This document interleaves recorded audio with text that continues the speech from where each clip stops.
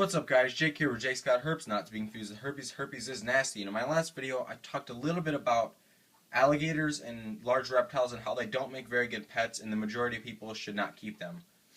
So in this video, I'm going to talk about reptiles that do make very good pets. The majority of these I have kept or keep, or I've kept at some point in my life. So I can, for the most part, speak from experience.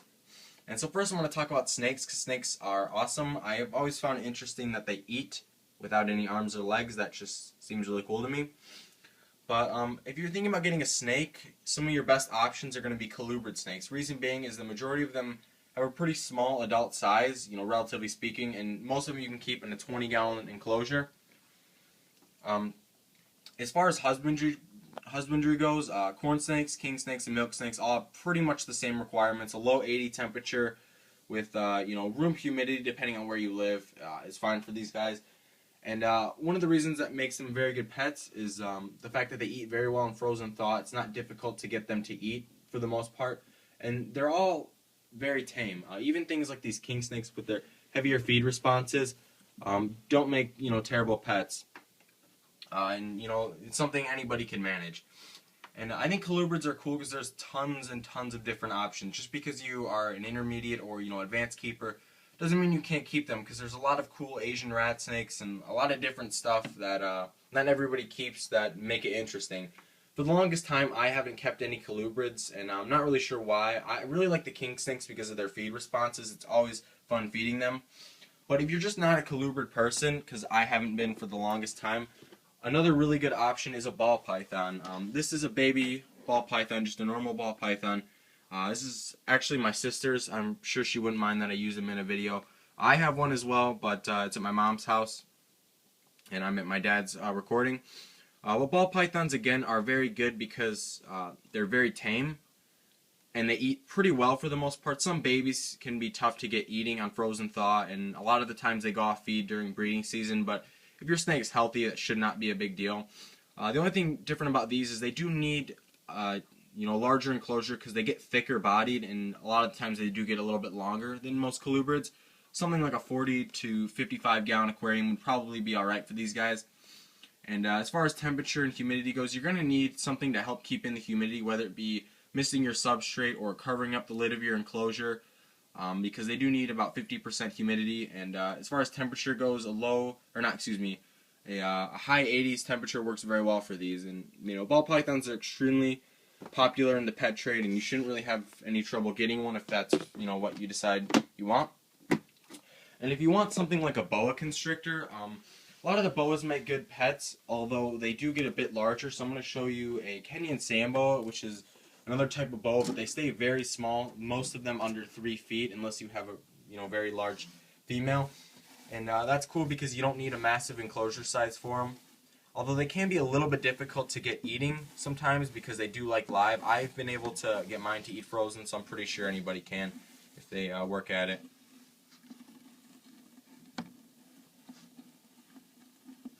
Here's my Sambo. I've had him for a while, and he hasn't gotten a whole lot bigger. That just goes to show you that they don't have massive sizes. They don't grow extremely fast, and they're extremely tame animals. The only thing you have to worry about is when you're digging through their enclosure.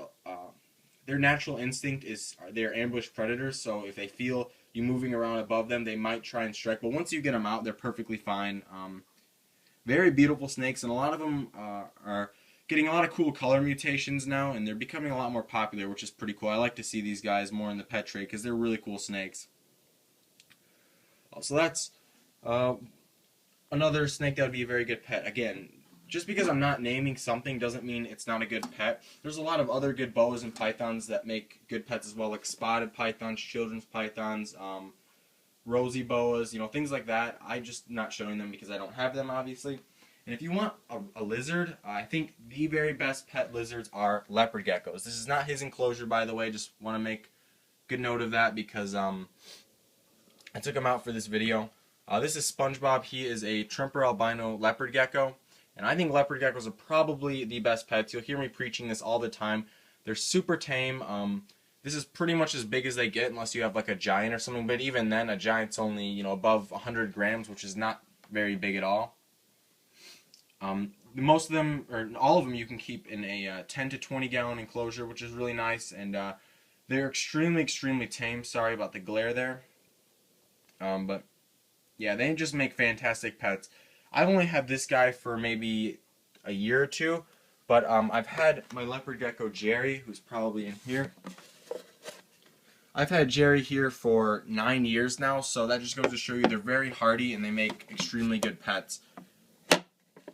And if you're thinking of another reptile or lizard as well, crested geckos make good pets. Also, I keep both, but I don't have it with me. My crested gecko, that is. They're really cool because they don't need any additional heating. You know, you can keep them at room temperature unless you live in somewhere that's really cold. And you don't have to feed them insects. If you want something that doesn't eat any bugs or anything living, all you can need to feed them is crested gecko diet. You know, provide them that and water and some hiding places and you know, a taller tank because they are arboreal. That's all you really need to provide them. They're extremely easy to care for. They can be a little bit more flighty in my experience, that is. I'm sure there's some that are really tame. I've seen them resting on people's shoulders all the time, but they make really good pets. And lastly, bearded dragons make awesome pets as well. I don't have one anymore. I used to. But the only thing, they need a bigger enclosure. They need something along the lines of a 40-gallon breeder or a 55-gallon. And they do need UVB lighting, which is something that I haven't mentioned because none of the things that I've shown you so far really need it, although it's not a bad thing to provide it. And they eat a lot. They eat a lot more than most reptiles do. They eat a lot of insects. You can feed them small mice, and they need a lot of greens and stuff, so that's something you'll have to research. Again, these aren't really meant to be care guides, but if you have any questions about any animals that I've shown you, you know, feel free to hit me up on Facebook or in the comments.